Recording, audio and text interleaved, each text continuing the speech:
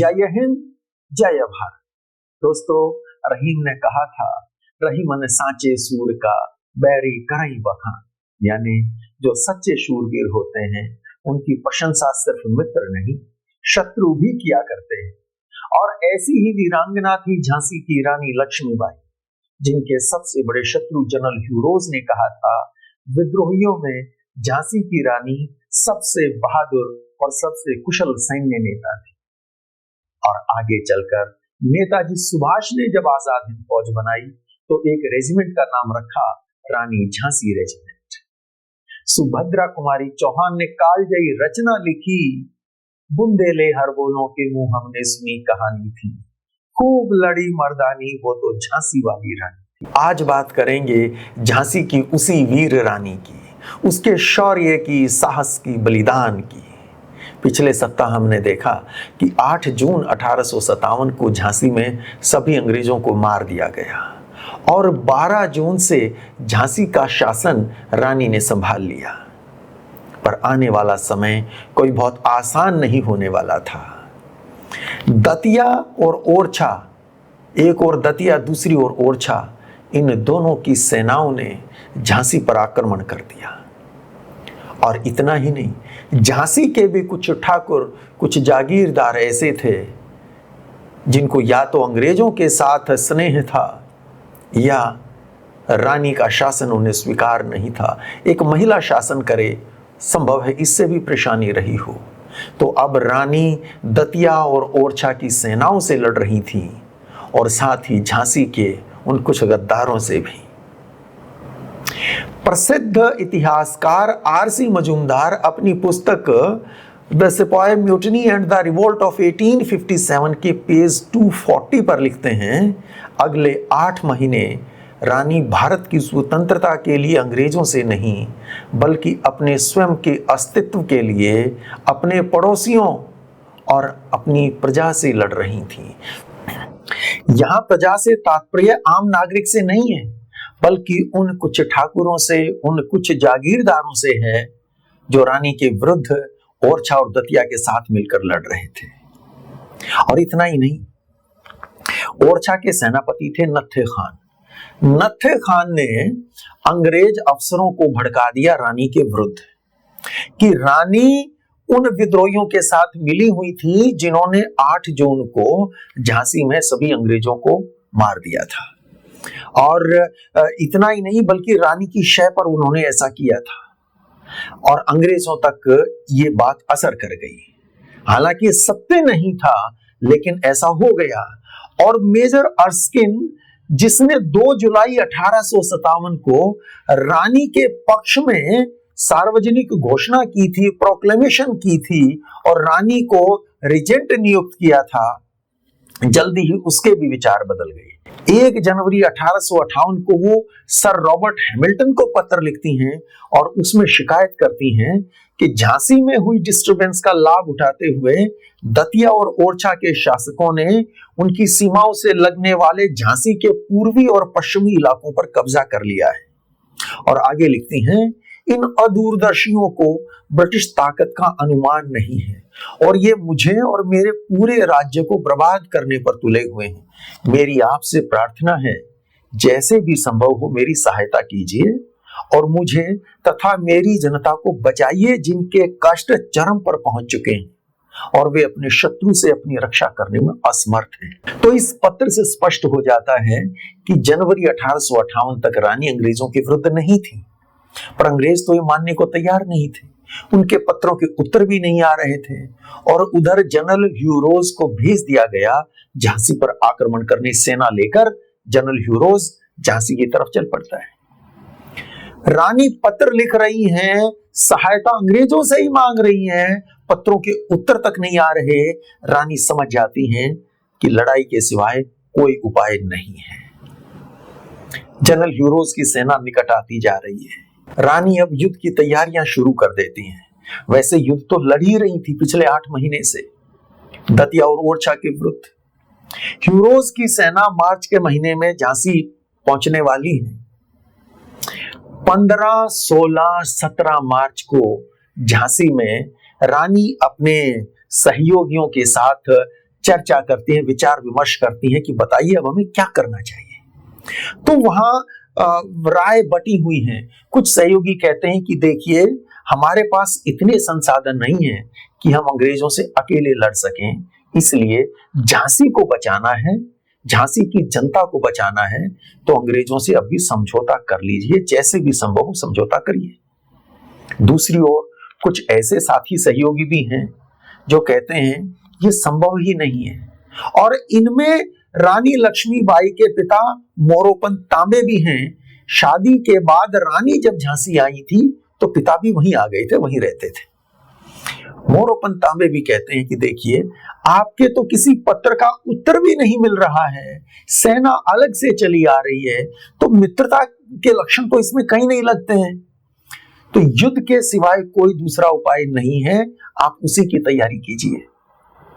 जितने से जो भी साधन थे, रानी गोला बारूद तैयार करती हैं, और पैसे कहां से लेके आए, तो रानी कर्ज भी लेती हैं महाजनों से और अपनी सेना को खड़ी करती हैं, जितना भी उस थोड़े समय में संभव हो पा रहा है। और फिर 22 मार्च तक ह्यूरोज झांसी पहुंच जाता है, झांसी को घेर लेता है, और 23 मार्च से फिर ह्यूरोज की सेना गोले दागना शुरू करती है झांसी शहर पर, झांसी के किले पर। देखिए एक तो किला है और फिर शहर के भी चारों तरफ दीवार है, तो उसके बाहर चारों तरफ से घेर लेता है ह्यूरोज झांसी को, और गोले दागना शुरू होते हैं। झांसी भी जवाब देती है, रानी जवाब देती हैं, और एक जगह से दूसरी जगह घोड़े पर सवार रानी दौड़ रही हैं और अपने सैनिकों का हौसला बढ़ा रही हैं, अपने तोपचियों का हौसला बढ़ा रही हैं। उनके तोपची थे खुदा बख्श और गौस मोहम्मद, ये दोनों बड़े मशहूर नाम हैं, बाकी भी साथी रहे होंगे। तो एक एक पॉइंट पर रानी स्वयं जाती है शहर में, जहां जहां उनके सैनिक खड़े हैं, उस दीवार की मोर्चाबंदी की है, जहां जहां से वो बाहर गोले फेंक रहे हैं, स्वयं उस मैदान में बीच में है और हौसला बढ़ा रही है अपने सैनिकों का। लेकिन मुकाबला नहीं था। देखिए एक तो क्वालिटी जो थी दोनों के वेपन्स की, जैसी आर्टिलरी अंग्रेजों के पास थी, इनके पास वो टेक्नोलॉजी तो नहीं थी, लिहाजा बहुत देर तक मुकाबला संभव नहीं था।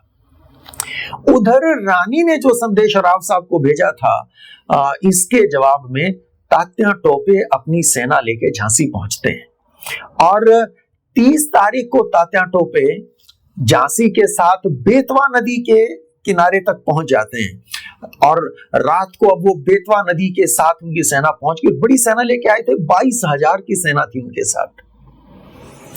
वहां वो रात को आग जलाते हैं जिसकी खूब ऊंची लपटें उठती हैं, और वो लपटें झांसी शहर तक दिखती हैं। लोग छतों पे खड़े होके देख रहे हैं, रानी भी देख रही हैं, और लोगों को एक उम्मीद बनती है कि अब झांसी को बचाया जा सकेगा। तो 30 मार्च को तात्या टोपे पहुंचते हैं, और जैसे ही इसकी खबर ह्यूरोज को होती है, वो 1500 सैनिक लेके, देखिए चारों तरफ उसने झांसी को घेर रखा है और गोले बरस रहे हैं, इन्हीं सैनिकों में से वो 1500 निकालता है। पर उसके सैनिकों के पास, जैसा मैंने पहले भी कहा, जो वेपन्स की क्वालिटी है, उनके पास आर्टिलरी जो तोपखाना है, उसकी जो मारक क्षमता है, उनके पास जो बंदूकें हैं, एनफील्ड राइफल हैं, उनकी जो मारक क्षमता है, वो उन सैनिकों के हथियार वैसे नहीं है। फौज बहुत बड़ी है, कहां ये 1500, कहां वो 22,000।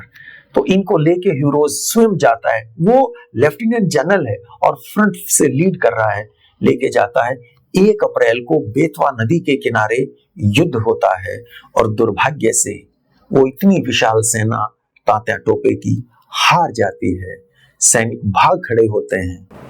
अब 2 गुनी ताकत से, और इतना ही नहीं हुआ ये कि भागती सेना जो हथियार लेकर आई थी, जैसी तोपें थी, जितना आर्म्स एम्युनिशन था, भागते हुए उसको भी छोड़ के चले गए।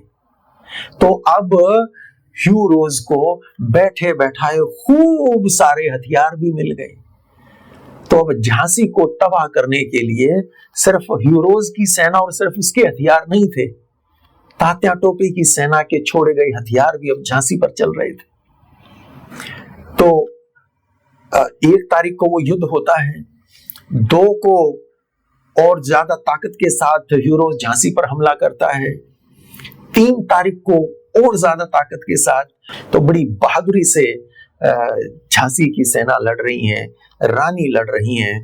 और 3 अप्रैल की सुबह तकरीबन 3 बजे अब यूरोज की सेना, वो व्यू रचना उनकी बड़ी जबरदस्त है। वो एक तरफ आर्टिलरी से अटैक कर रहे हैं और दूसरी तरफ सीढ़ियां लगाकर अब वो शहर की दीवार पर चढ़ते हैं। उस प्रोसेस में कई अफसर उनके मारे भी जाते हैं, ऊपर चढ़ गए हैं और ऊपर वहां झांसी के सैनिक देख लेते हैं, उनको मार देते हैं, तो कई मारे भी जाते हैं, लेकिन वो चढ़ने में कामयाब होते हैं। और एक तरफ जहां दीवार उन लगातार पड़ने वाले गोलों की मार से जहां दीवार दरक गई थी, रास्ता बन गया था, वहां से अब यूरोज और उनकी सेना झांसी में प्रवेश कर जाती है। तो 3 तारीख को झांसी शहर की गलियों में लड़ाई हो रही है, 4 तारीख को झांसी की गलियों में लड़ाई हो रही है। शहर में जो सिटी पैलेस था जिसमें रानी कुछ दिन पहले तक रह रही थी, वो पैलेस भी अंग्रेजों के कब्जे में आ जाता है और वहां भी बड़ी भयंकर लड़ाई होती है। उस पैलेस के अंदर जो रानी के सैनिक थे बड़ी बहादुरी से लड़ते हैं, शहीद होते हैं, बलिदान होते हैं। रानी एक जगह से दूसरी जगह पे भागते भागते, जब गलियों में लड़ाई हो रही है, वो स्वयं भाग रही हैं और तहमान कर लिखते हैं कि रानी लड़ाई के बीचों बीच थी और स्वयं उन्होंने कई शत्रुओं को अपने हाथों से मार डाला था। शहर पर यूरोज का अधिकार हो चुका, लगभग सारे शहर पर। रानी के जो सहयोगी हैं, शुभचिंतक हैं, वो सलाह देते हैं आप किले में चली जाएं, शहर में अब ना रहें, अब आगे आप किले में जाके इस लड़ाई का नेतृत्व करें। रानी मान जाती हैं, किले में चली जाती हैं, लेकिन किले से देख रही, किला झांसी का आप में से जो गए होंगे, ऊंचे पहाड़ी पर है, शहर नीचे है, किले से वो झांसी को देख रही हैं, घर जल रहे हैं। हलवाईपुरा नाम का एक क्षेत्र था, बड़ा समृद्ध क्षेत्र था झांसी का, उनके वहां के घरों को जलते रानी देखती हैं, वहां क्षत्रिय पुरुष बच्चे जिंदा जलते हैं और रानी उस दर्द को सह नहीं पाती, रानी रो पड़ती हैं, रानी रोती हैं और साथी हौसला बढ़ाते हैं कि नहीं आप हिम्मत करिए। और फिर निर्णय ये ले लिया जाता है कि देखिए अब ये किला भी देर तक सुरक्षित नहीं है, आपको यहां से जाना होगा ताकि इस संघर्ष को आप जारी रख सकें आगे। और फिर 4 तारीख की रात को, 4 अप्रैल 1858 की रात को रानी अपने 300 साथी सैनिकों के साथ किला छोड़ देती हैं। रानी एक हाथ में तलवार है, सफेद घोड़े पर रानी सवार हैं, दूसरे हाथ में घोड़े की लगाम है और पीठ के पीछे बेटा दामोदर राव। दामोदर की उम्र उस समय तकरीबन 10 साल का वो हो चुका, तो एक रेशमी धोती से बांध रखा है बेटे को। तो जैसा कई बार हम तस्वीरों में देखते हैं कि बहुत छोटा सा बच्चा दिखा रखा है, इतना छोटा बच्चा तब नहीं था। 1853 में जब गोद लिया तब 5 साल का था। अब अप्रैल 1858 है तो लगभग 10 साल का है वो बच्चा। उसको पीठ पे लेती हैं, अपने ऊपर बांधती हैं और 300 सैनिकों के साथ निकलती हैं। आम धारणा, आम मान्यता, जब हम झांसी जाते हैं किले में देखते हैं तो वहां एक बोर्ड भी लगा रखा है और आम जनता ऐसा मानती है कि रानी का घोड़ा वहां उस दीवार से कूद के गया था। पर दोस्तों, इतिहासकार कोई भी नहीं है जो इस बात को स्वीकार करने को तैयार हो और वास्तविक दिखता भी नहीं है वो। वहां जो गए हैं आपने देखा भी होगा, वहां से कूद के, उतनी हाइट से कूद के घोड़ा जीवित ही नहीं रह सकता। सच बात तो ये है। दूसरी बात, अगर मान लीजिए एक रानी का घोड़ा इतना हो भी, एक अलग ही घोड़ा हो, ऐसा विशेष घोड़ा हो, पर अकेले रानी नहीं गई थी, 300 सैनिक साथ गए थे रानी के। वो कैसे गई इस पर किसी को समझ नहीं आता, एक राय नहीं बनती कि कैसे रानी गई होंगी। वो उत्तरी द्वार से निकली और शहर से बाहर गई। अब वहां से जिस गेट से वो, देखिए, पहले किले के गेट से बाहर निकली, फिर शहर की गलियों से होती हुई जो शहर की 4 दीवारी थी उससे बाहर निकली और शहर पर अंग्रेजों का कब्जा है। कैसे निकल पाई? फिर दौड़ते हुए 300 घोड़े, उनकी आवाजें रात को कितनी हो रही होंगी, कैसे अंग्रेजों को पता नहीं चला। और वो गलियां जितनी सकरी हैं तो 2 घोड़े पैरेलल चल सकते थे, उससे ज्यादा ही गुंजाइश नहीं। तो 300 घोड़े जाएं तो कितना लंबा वो कारवां बन गया होगा। खैर, कई तरह की उसके बारे में भी बातें चलती हैं। कोई कहता है कि घोड़ों को पैरों के नीचे कपड़े बांध दिए थे ताकि आवाज ना हो, पर तब भी ऐसा कैसे संभव है कि आवाज ही ना हुई हो। कोई कहता है कि देखिए, वो लड़ लड़ के इतने सैनिक थक चुके थे, रात फिर दारू पी के पड़े हुए थे ह्यूरोज के सैनिक। कोई कहता है कि ह्यूरोज की सेना में जो भारतीय थे उनमें से कुछ ने मदद की। उधर जिस गली से होकर रानी निकली हैं, उधर जो भारतीय सैनिक थे अंग्रेजों की तरफ से लड़ रहे थे, लेकिन रानी की उन्होंने मदद की चुपचाप निकल जाने में। खैर, रानी निकल गई और ये रहस्य आज तक सुलझा नहीं कि सच में किसने रानी की मदद की या कैसे बिना आवाज वो निकल गई। इनके पिता मोरोपंत तांबे भी साथ में थे। तो अगले दिन मोरोपंत पकड़े गए थे और मोरोपंत को अंग्रेजों ने ले जाके वहां पेड़ पर लटकाकर फांसी दी थी, जहां 8 जून को अंग्रेजों को मारा गया था। रानी अगले दिन लगभग आधी रात को सुरक्षित पहुंच जाती हैं कालपी। वहां राव साहब का हेडक्वार्टर है, उनकी सेना वहां है। और उसी रात को तात्या टोपे भी कालपी आ जाते हैं, जो अभी 1 अप्रैल को जिनकी सेना की झांसी में हार हुई थी। रानी बड़ी खरी खरी सुनाती हैं तात्या टोपे को कि इतनी बड़ी सेना और यूं वहां से हार के लौट गए, बेसहाय असहाय छोड़ के झांसी को। एक दिन बाद राव साहब अपनी सेना का निरीक्षण कराते हैं रानी से। रानी देखती हैं सेना इतनी बड़ी, पर ये सैनिक कैसे हैं? तो रानी कहती है कि आपकी सेना विशाल जरूर है, लेकिन इनमें आधे सैनिक तो कैंप फॉलोवर हैं। ये सैनिक नहीं है। कैंप फॉलोवर वो होते थे जब सेना चला करती थी तो उनके साथ उनके पीछे और हजारों लोग चलते थे, जो सेना को और कई तरह की मदद, किसी को खाने का सामान चाहिए तो सामान बेचते थे। कैंप फॉलोवर्स उनको सामान बेचते थे, किसी को खाने का, किसी की और कोई जरूरत है, ऐसे वैसे काम करते थे। आप गूगल करके देखेंगे कैंप फॉलोवर, समझ जाएंगे।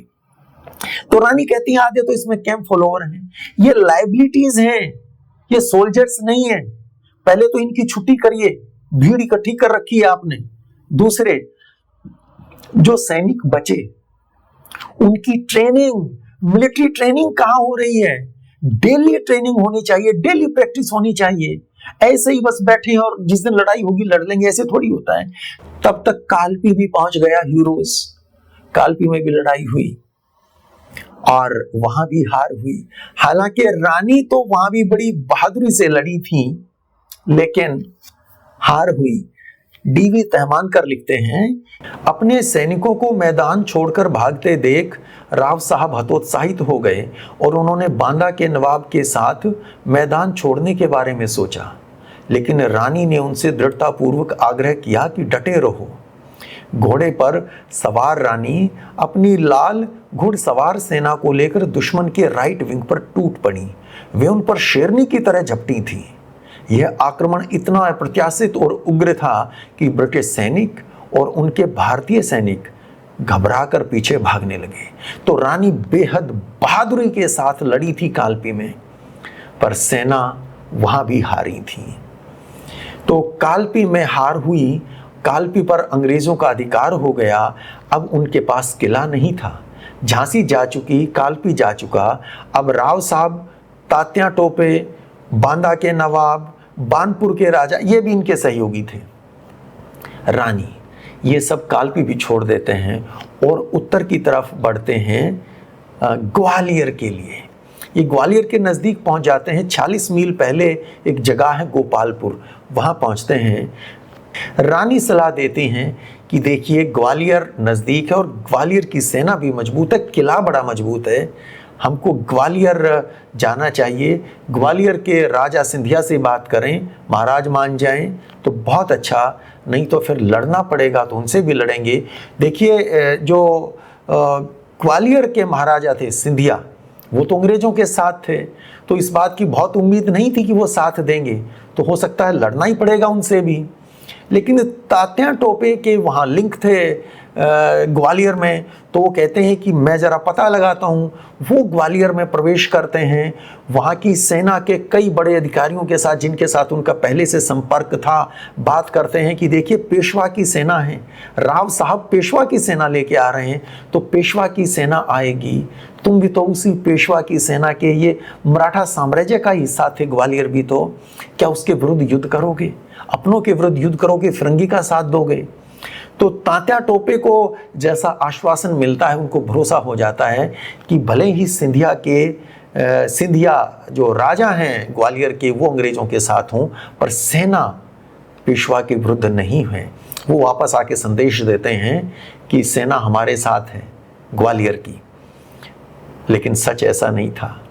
राव साहब पत्र लिखते हैं ग्वालियर के महाराजा को कि देखिए आपकी जनता और आपकी सेना सब हमारे साथ हैं, आप भी हमारे साथ हो जाइए, हम आ गए हैं, हम ग्वालियर में प्रवेश करेंगे।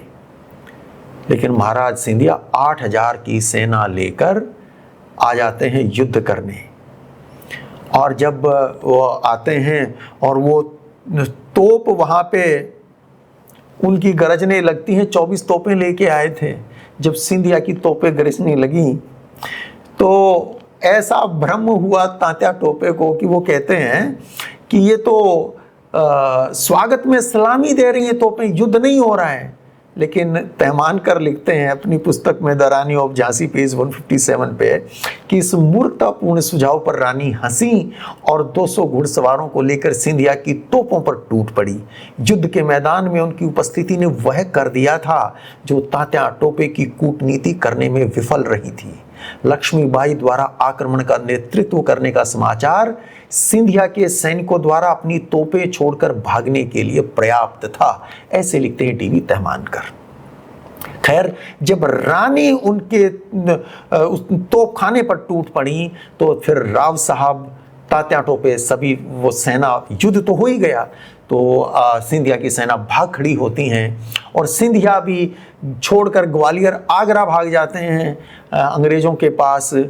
और इस तरह से ग्वालियर पर अब राव साहब की सेना का अधिकार हो जाता है।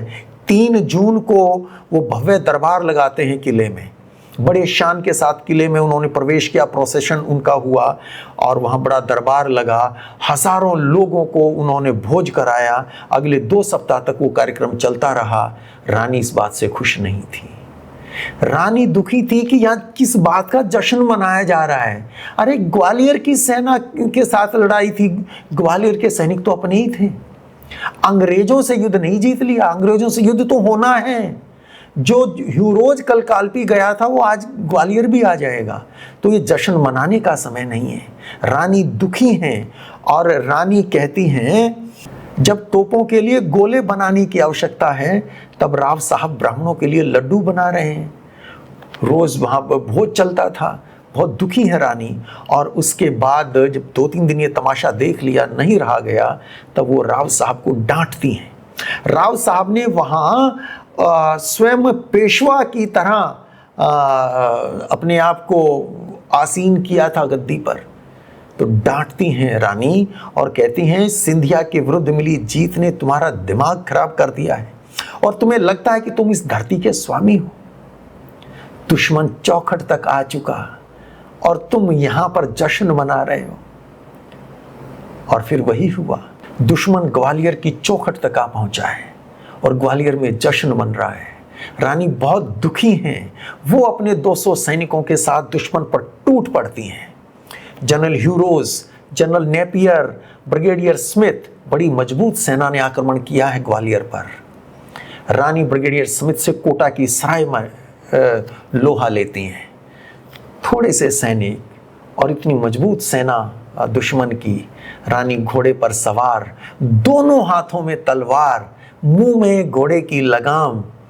और जैसा आई विटनेसेस ने बताया, ओटी बर्नी जो लड़ रहे थे अंग्रेजों की ओर से, वो कहते हैं कि जॉन ऑफ आर्क भारत की रानी को, वो जॉन ऑफ आर्क, फ्रांस की एक वीरांगना हुई है John of arc, John of arc, तो उनसे तुलना करते हुए कहते हैं कि भारत की जॉन ऑफ आर्क ने लाल जैकेट और पतलून पहनी थी और सफेद पगड़ी पहनी थी। तो रानी बिल्कुल एक कमांडो की तरह घोड़े पर सवार थी, दोनों हाथों से तलवार चला रही थी। एक तस्वीर हमको युद्ध की ऐसी दिखती है कि पीठ पे बेटा दामोदर राव है। दामोदर राव यहाँ नहीं है उनकी पीठ पर, युद्ध लड़ते हुए वो बेटे को यहाँ लेके थोड़ी जाएंगी, और बच्चा इतना छोटा नहीं है, 10 साल का है, उसको तो सेफ पहुंचाएंगी कहीं। और वो तस्वीर उनकी थी जब वो झांसी से कालपी गई थी, तब बच्चे को साथ लेके गई थी। तो खैर रानी लड़ रही हैं, सैनिक एक एक करके शहीद हो रहे हैं, रानी घेर ली जाती हैं, बंदूक की एक गोली लगती है, गंभीर रूप से रानी घायल हैं, और फिर एक दुश्मन तलवार से सिर पर वार करता है, रक्त की धारा बह जाती है, एक आंख से दिखना बंद हो जाता है, रानी पलटकर वार करती हैं, शत्रु का काम तमाम कर देती हैं। लेकिन अब अवस्था शरीर की ऐसी है, रानी आगे नहीं बढ़ पाती और लड़ते लड़ते रानी गिर जाती हैं। रानी के जो साथी सहयोगी हैं रामचंद्र देशमुख, तुरंत रानी को वहाँ से निकाल लेते हैं, पास में बाबा गंगादास की कुटिया थी वहाँ ले जाते हैं, और रानी अंतिम समय आ चुका, बाबा गंगादास गंगा जल रानी के मुंह में डालते हैं, रानी आँख खोलती हैं, और वहाँ रानी कहती हैं, एक रामचंद्र देशमुख से कहती हैं कि मैं दामोदर राव को तुम्हारे हवाले करती हूँ। तुम्हारे हवाले का अर्थ ये नहीं कि ये साथ रहा, लो इसकी बाजू पकड़ो, और दूसरा कहती मेरे शरीर को दुश्मन छूने ना पाए। तो इससे पहले कि दुश्मन वहां पहुंचता, वहीं घास फूस इकट्ठी करके और रानी का अंतिम संस्कार कर दिया जाता है। रानी अंतिम समय तक, अंतिम पल तक ऐसी वीरता के साथ लड़ी थी कि शत्रु ने भी लोहा माना। और जैसा इस वीडियो के शुरू में मैंने कहा था कि जनरल ह्यू रोज ने कहा कि विद्रोहियों में झांसी की रानी सबसे बहादुर और सबसे कुशल सैन्य नेता थी। तो दोस्तों, ये थी कहानी रानी लक्ष्मीबाई की, वीरांगना लक्ष्मीबाई की। कितने कितने क्रांतिकारियों को, भगत सिंह सुखदेव जैसे क्रांतिकारियों की प्रेरणा बनी, नेताजी सुभाष की प्रेरणा बनी। तो आज के लिए इतना ही। ये जानकारी कैसी लगी कमेंट बॉक्स में लिखकर ज़रूर बताइएगा। जय हिंद, जय भारत।